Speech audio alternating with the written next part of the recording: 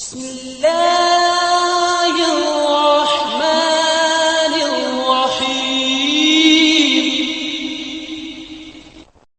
वालेकुम दोस्तों, मैं हूं मोहम्मद अमजद और आप लोग देख रहे हैं मेरा यूट्यूब चैनल।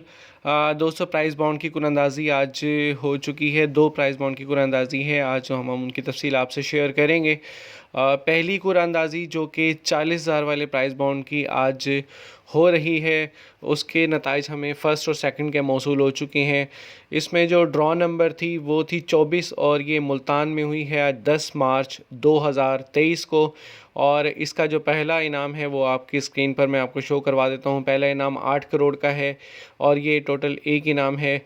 दूसरा इनाम जो है वो 3 करोड़ का है और ये टोटल 3 इनाम आते हैं, 3 लोगों को मिलेगा। और तीसरा इनाम जो है वो 5 लाख का है और ये टोटल 660 लोगों को मिलेगा।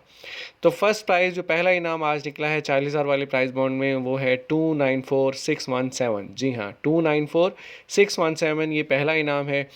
दूसरा इनाम जो है वो टोटल 3 इनामात हैं, 577197709992 और 979874। याद रहे कि फाइलर पे 15% और नॉन फाइलर पे 30% टैक्स भी पे करना होगा इनामी रकम पर। थर्ड प्राइज़ की कंप्लीट लिस्ट वीडियो के एंड में है, वो आप वहाँ से देख सकते हैं।